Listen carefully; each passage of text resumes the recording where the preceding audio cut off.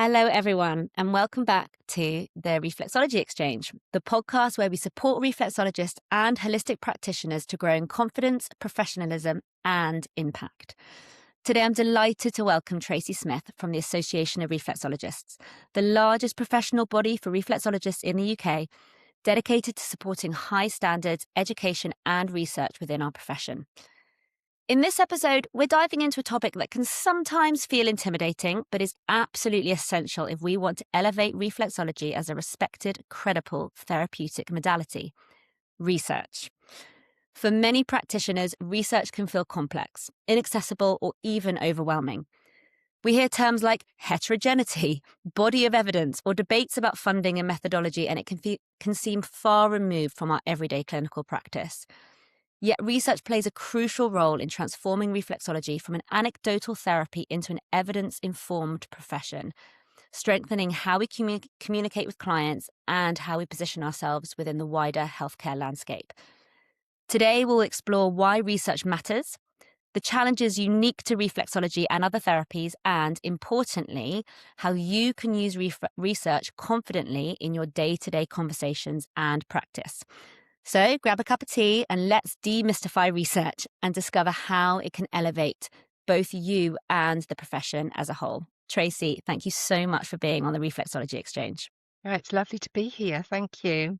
So writing the questions for this podcast, there were a lot. So let's try and get through as many as we can. I feel like it's a really rich topic for reflexologists. My first question isn't about research, but it's the one that I ask everyone, which is, people usually come to reflexology after a life change or a big event. I know I did. What made you become a reflexologist, and what was that big life event that determined that change in career? Well, there was no big life event. It was actually a really small life event, in as much as I was working at St Thomas's Hospital in the assisted conception unit at a molecular level. So I was working with DNA. And I just wanted to do an evening class. And I hit on my local college, which was very good. I hit on doing wine tasting. And I went along with my check in my hand. That shows how long ago it was, because I actually had a physical check. That's a payment method for those of you that don't know. I took my physical check along to pay for my wine tasting course. And the chap at reception went, "No, wine tasting's always full first." And I said, "What else have you got at that time and that day?" And he said, "Well, we've got reflexology." And I said, "I'll do that." It was that random. And I did a 12-week introductory course. And during that 12 weeks introductory course, what I found was some of my personal health concerns changed. So I used to have migraines, and I had no migraines after that 12-week course. And we were complete novices. I mean, we knew nothing. And I thought, okay, so if that works for me, what's it going to do for other people? And at the time, I had no knowledge about this at all. So I spoke to the tutor who was doing the introductory course. We literally did 2 hours a week. It was not very much at all. And she said, "Oh, you need to train with the Association of Reflexologists." So that's where I went. And I did my training the following year. And that was back in 1997. So it's 29 years this year that I will have been qualified as a reflexologist, still practicing, still loving it. And now at the Association of Reflexologists, which I I've feel is been with the beautiful. Association of Reflexologists as a member of staff, involved in research for 24 years. So again, this is not anything new for the Association of Reflexologists. We've been involved with research for a really long time. And I'm very pleased to say that the number of research projects that are coming out every year is increasing dramatically, because back in 1999 there was one, and now there's a lot more than that. So yeah. I mean, that takes me to the first question really nicely, which is, why is research so important for reflexology as a profession right now? Well, the biggest issue, I think, is what we can advertise. And that is overseen by the Advertising Standards Authority. And the Advertising Standards Authority require evidence for substantial evidence for claims in healthcare. And we currently don't have enough evidence to make claims. So we are quite deeply limited by what we can say when we are describing our reflexology practices in our websites or in our any sort of leaflet or information that we give out, because that is advertising, and advertising has to be legal, decent, honest, and truthful. And the way they see it is that members of the public should not be paying for something that has no effect. Now, the whole question of effect is not actually limited to research. And so they say you can say that you help with stress, and you help with relaxation, and you help with sleep, and you help with mood and general well-being, those 5 things, because those are very subjective. So that's my personal view on how I feel after having reflexology. But what they say you can't say is that I treat migraines and migraines will go away after reflexology, because actually the research simply isn't there. We don't have what they require, which is a body of evidence. We have some research projects that suggest that, and on an individual basis, as it did with me, it may well work, but we cannot make that claim. So research is really important for advertising what we do.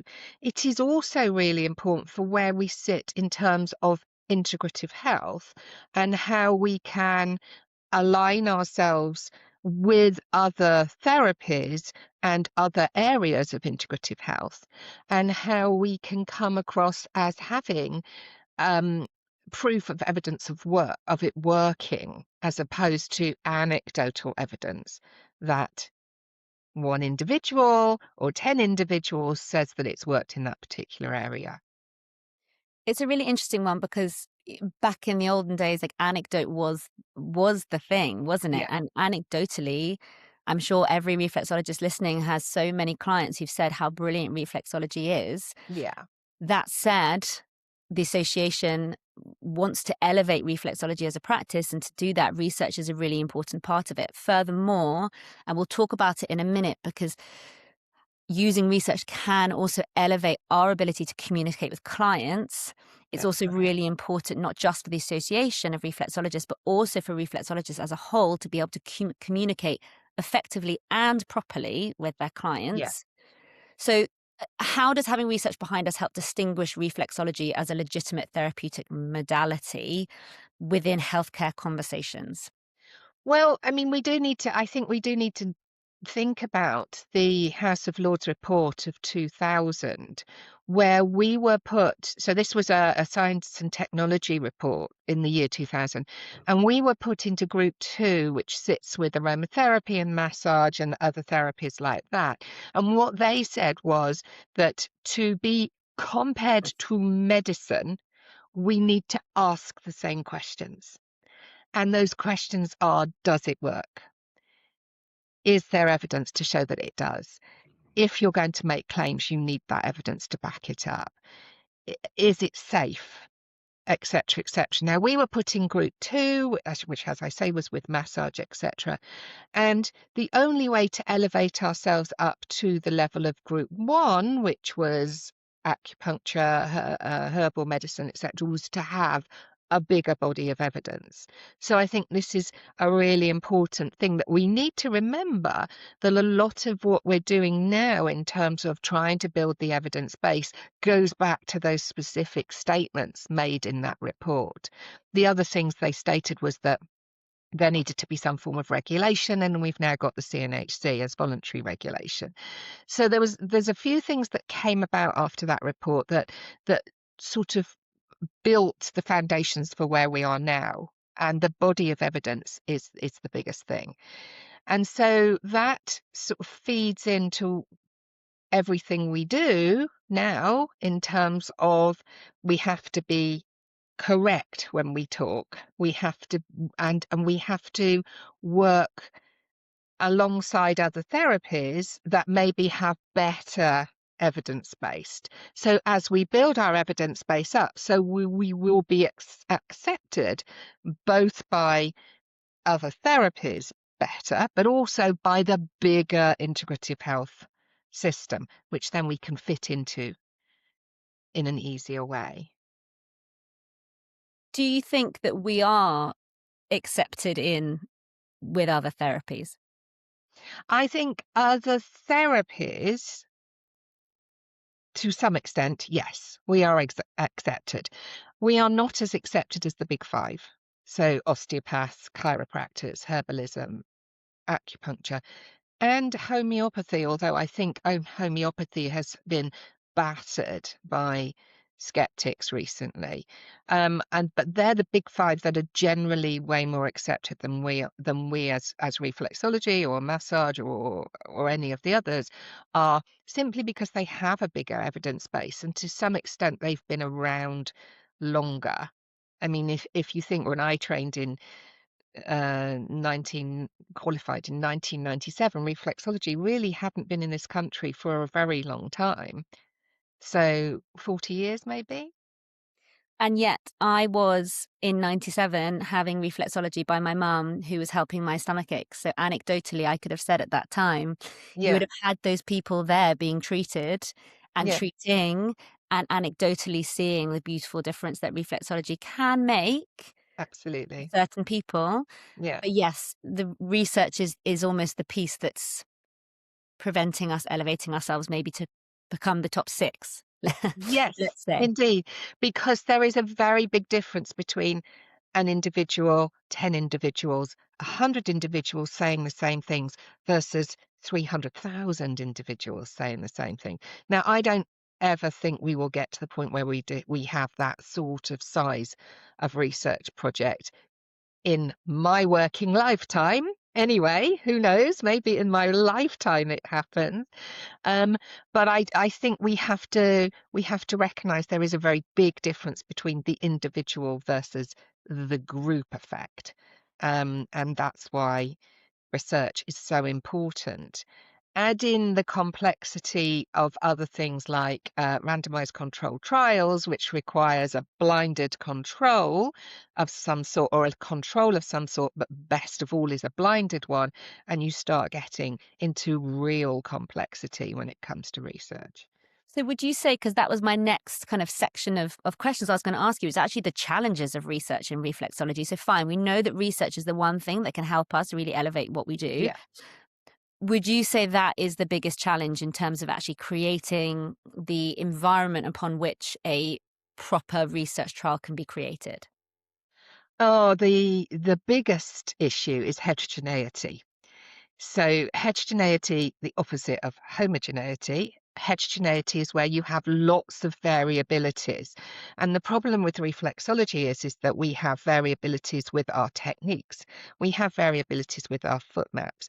We have variabilities with the fact that we are individuals and we're applying those reflexology techniques. But more than that is that reflexology works whole person stuff, right? We are looking at the whole person holistically, as opposed to a very clearly defined biomedical situation. So if you were looking at, let's say, a drug for sleep, you would have it very biomedically understood. It would be clearly limited. Your group you would choose would be clearly limited. You would have a decent placebo because you'd use an identical looking tablet with nothing in it, right? We don't have any of that. And on top of that, we treat whole people. We don't treat illnesses. And so when you start looking at that in terms of how you set up a representative research project, to take all of that into account, almost inevitably, the methodology, the quality is not going to be there, simply because we cannot put everything into boxes without restricting the therapy itself. So that's really interesting to me. So is the reason why acupuncture can do the big research trials because there are specific points in the body that the needles go into that each practitioner knows what to do. Hmm. And therefore it's very easy to do a trial on lots of different people because exactly the same thing will be done. Whereas you're right, with us and the beauty of reflexology, we all treat, but we treat with our own little pizzazz. We treat with our own Yeah. way of doing things. We might do a technique slightly differently depending on the foot, the way that we've learned, or subconsciously or instinctively how we feel that person might want it, and that's the big difference. Yes. So with acupuncture, they can, although I'm not saying that this is what every practitioner does, they can define a set of well understood needling points that they will use. So they might go, right, we're going to use this 8 needling points. They needle in the same way. They also had a decent placebo control for some time, although it has been questioned as a placebo control. So even though they've got a pretend sham needle, it has still been questioned as a placebo control. But they could do that defined thing, and we can do that in reflexology. We can say we are going to treat these situations, this particular sequence in this way. And that's the work that Jenny Jones did looking at reflexology in cardiac patients and normal people. So she did 2 different sets of trials and she did exactly that. And I actually helped her produce the sequence that we used. But that's really restrictive and really reductive of what we do as reflexologists. Our whole effect is based on person to person touch. And person to person touch has lots of different sensitivities to it. It has lots of different energetic situations to it. It has personality situations between you, which is called the therapeutic relationship between you and your client. And so much of this is actually really difficult to control and to keep exactly the same in the treatment you do this week or today versus the treatment you do tomorrow versus the treatment that you do in 3 weeks' time on the same research study. So what we at the AOR like to do, and we've done this a couple of times now, is we look at pragmatic reflexology rather than the very defined and controlled type of study. We're looking at a bigger pragmatic picture, which is where people are allowed to do what they would normally do. And then we look at the overall effect. So we did that with migraines, and we've done it more recently with cortisol, which isn't yet published. So it's a difference because the medical world don't like that sort of study. There's too much subjectivity in it. There's too much variability in it. They want nicely laid out protocols that they can then, in some way, perhaps in the future, get somebody else to do. Yes, and I can also imagine that they also have big funding. So I'm sure Huge of fun. the big groups, and I guess this goes into the other challenge, right? Is there Mhm, are some big pharmaceutical companies who will, of course, want to fund big research mhm, to prove that their medicine or their therapy is legitimate and can be approved. And I'm mhm. presuming here that reflexology doesn't quite have that level of funding. So how does that affect the volume and scale of research that you do? Oh, I mean, absolutely. It's really, really difficult to get funding in the UK. Really difficult. And I think this is why you see with all of our the greater body of our research that's available on the AOR website, which we might touch on later, is that it is coming from other countries. There's a lot of work coming from Iran, there's a lot of work coming from Turkey, but there's very little coming from America, which is a huge country, and there's very little coming from the UK. And much of that is because there is I suppose, a blinkedness maybe of the funders that reflexology is worth researching. So getting funding is hugely difficult. So without us making this podcast feel negative, because it isn't. It isn't all doom and gloom. Like, how can practitioners understand research limitations without being discouraged by So them? the easy thing about research is that you get a big paper, often many pages. Um, but at the top of that, you get a summary, and that summary is called an abstract, and it's about 350 words. And that's the condensing of all the information of the research into a very small amount of words. Now, that isn't perfect. If you are a researcher, you would want to read the whole paper. But as a member of the AOR, you can take information from that abstract. We often share research on our Facebook community page where we talk about that, and we write a little summary of maybe a sentence or two, and you can take information from that abstract. And so long as you frame it correctly, you can use that in your discussions. And that is definitely leads me on to the what we mentioned at the start, which is the importance of research to be able to communicate effectively Hmm. with clients. How can we use phrases like research indicates instead of I believe to Hmm. enhance credibility? I think you've kind of just touched on it with the summary there. Is Hmm. there a way that we can shift the way we speak to our clients in a way that feels credible and also make sure that we're not misselling what reflexology does? Sure, absolutely. I mean, I would always start with the fact that we treat people, not conditions. But if somebody said to me, "Oh, I've got condition X, do you think reflexology will help?" I will always start with, "We treat people, not conditions." However, I do know that there's a small research project that showed that reflexology and condition X or situation X, for example, sleep, is improved in this small group of people that they looked at. And what that does is it builds a belief system, a formal belief system, a formal understanding of what reflexology can do under our anecdotal belief system. And I think that is really important for people to be making their decisions about whether A, to try reflexology, but also the practitioner. A practitioner that has some knowledge of research appears um, way more acceptable than one that doesn't, and of course better trained, and therefore more likely to be chosen. But also, I think that sort of language helps us with that integration into the bigger picture of integrative medicine. So one area that I feel that reflexology has done incredibly well in is fertility and pregnancy.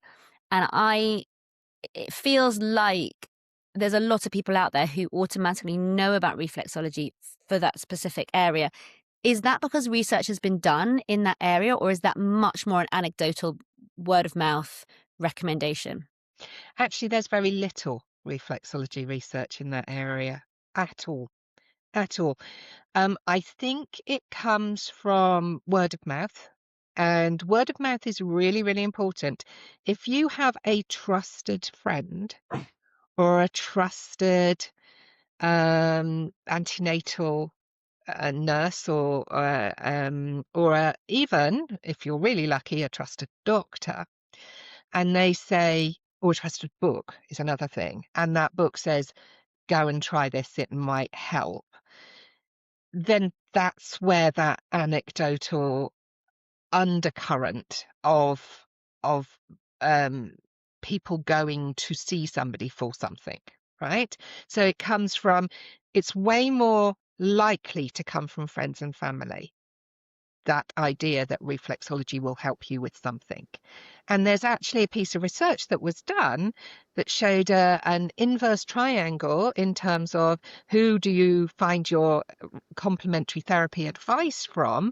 And the biggest bit at the top, which is the bottom of the pyramid, if you like, was friends and family.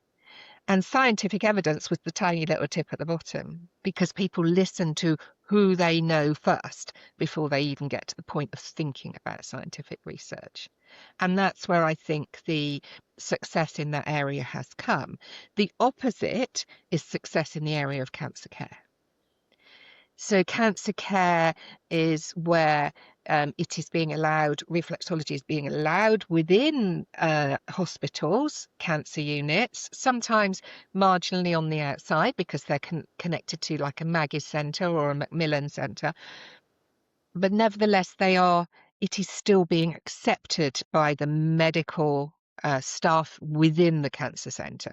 And that has come because I believe that there is a lot more evidence in reflexology in cancer care than there is in fertility. So there's two different drivers. Wow, how interesting. So actually, there's a completely different approach in why someone would do reflexology, depending on the specific treatment or area that they're looking in. Yeah. Choose to have reflexology. Why they Yes, would choose to have reflexology. Yeah. yes. So And it's coming from different drivers. In one way, you're listening to your friends and family, and in the other, you're actually listening more to the fact that actually it's being offered within the cancer unit. So why wouldn't I go and have it outside? so that is the beauty of reflexology in a way, that you have different drivers that are there to help you choose it as a modality. And therefore, your job within the association inside the AOR is to say, well, if we can elevate research, then we've got that as another part of those drivers to really help people. Absolutely, yes. I mean, I think the biggest driver for most people is just the fact that they've heard about it. And so the more we can get it out and talked about, get reflexology understood, then obviously that's a really big driver. But then if you want to start working within certain more medical areas, that's where the research becomes really important. So on one hand, you want to use it in that more personable area where you are talking to your individual client, because that shows that you have knowledge, but it also shows that the research is being done. But you also then it is also then needed very much for getting into more clinical situations. And I heard fairly recently that there's somebody going to be working in a burns unit with reflexology, that there is somebody working in a stroke unit with reflexology. These are within our membership. Somebody working in a kidney dialysis unit. So we are beginning to have reflexologists in diverse areas of medicine. It's just not standard. And they tend to be put there by people who are fairly pro reflexology in the first instance. Which is amazing. And there are so many people who are reflexology fans, Hmm. and that is a beautiful way to get in. This Hmm. really nicely ties into, I believe, the importance of reflexology, of allowing reflexologists to talk with credibility. So Hmm. you've gone into the dialysis unit, and someone says, can you help cure X? Can you help me with Y? Hmm. And I think having research knowledge behind us can help our language to be able to say, well, as you say, that beautiful line you say, we treat the people, we're Hmm. here to support people, Hmm. um, can really help people, first of all, not get into a dysfunctional relationship with a client where the client is expecting too much of them, Yes. and also to not go over any sort of advertising lines that can get them into trouble further on. Yeah.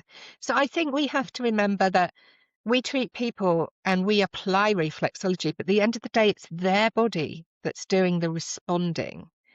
And part of client or patient expectation management is that they kind of understand that. And that while there is research in certain areas that shows reflexology can have this effect, and there is positive research and there are some negative research studies as well, and we have to take that on board. At the end of the day, the power of reflexology should absolutely sit with the person that you're treating, right? It Amen, is Tracy. their Absolutely. it is their power. It is within their body to put right some of those issues that they're having to within limitation, certainly, but feeling better is within their power.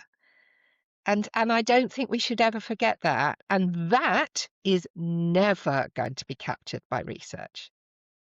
And I think what's beautiful, the reason why I reacted to what you just said just then, the reason why that's so important is it empowers our clients to realize that they're part of the treatment. This isn't something Absolutely. happening to them. Hmm. That it becomes such a beautiful relationship between reflexologist and client that I think does set it apart from other therapies out there in a way.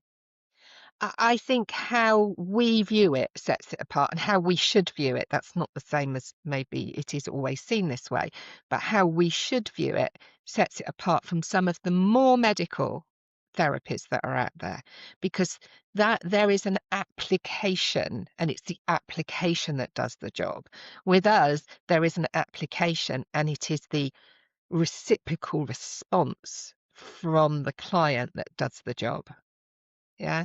And that's why it's so difficult to do research on it, because it's so subtle and so exciting, that actually we are working with individuals' inner ability to become the best they are within their natural parameters, which might be a health parameter, it might be a social parameter. But within those parameters, they are able to become as best as they can be.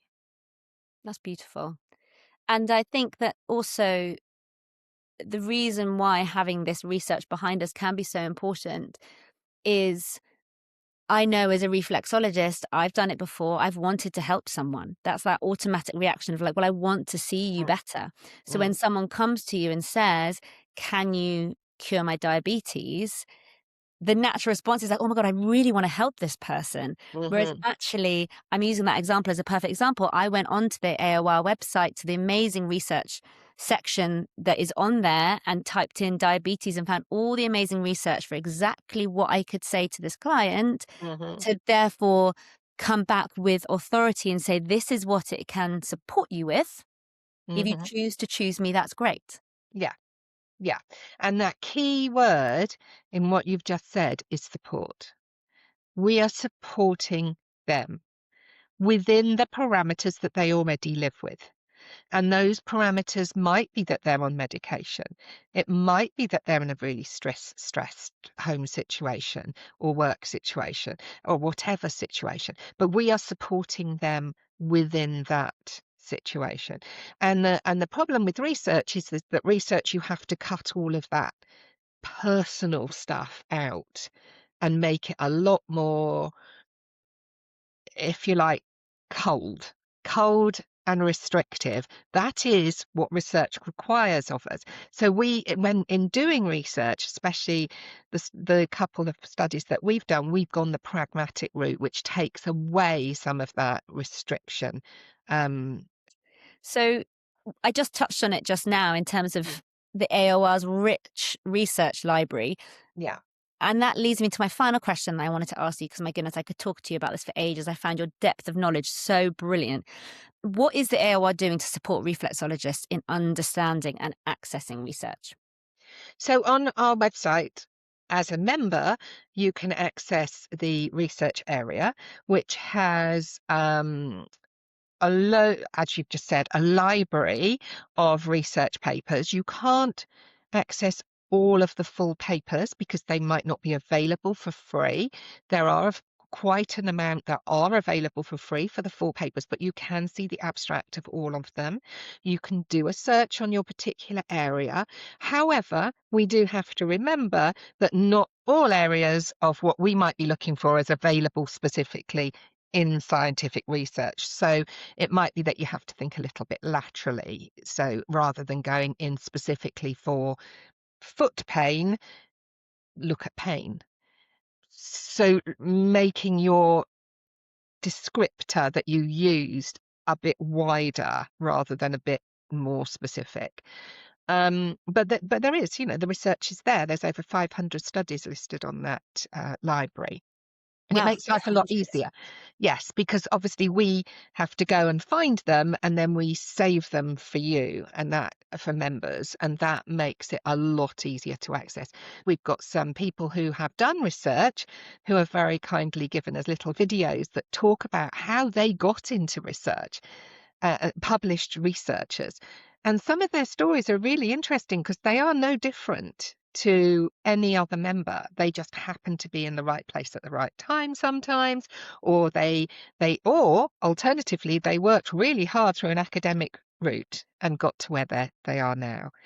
But I really think that research is done by really small percentages of reflexologists, right? Maybe 1% of reflexologists actually do research, but that benefits all of us in one way or another. It definitely does. It definitely does. So I suppose maybe something for the listeners to do after this podcast is have a look at that library, Mhm. um, because it is amazing. It's really easy to use. I am not in research by profession. That's not something that I necessarily would find particularly easy. And I Mhm. found the ability to view what I needed very easy and then to use that language with my clients very accessible. So thank you. And then the second one maybe is an invitation if someone is interested in diving into a research area that maybe hasn't been done or that they've noticed anecdotally with clients that there seems to be a trend to get in touch with you. Absolutely, yes. I mean, there's a couple of people that I'm supporting at the moment going through just perhaps starting with doing a case study or a case series. A case series is doing the same thing on several people with the same issue. And that's a beginning point because that then opens out to doing bigger research elsewhere. Um, and so, yes, get in touch. We, as our, this is part of a member benefit, being able to come and talk to us about research. There is never enough research in any area. We do not have this body of evidence as yet. So the more we can add every year, the bigger that body of evidence grows. And the better we are positioned to be integrated into integrative health in the future.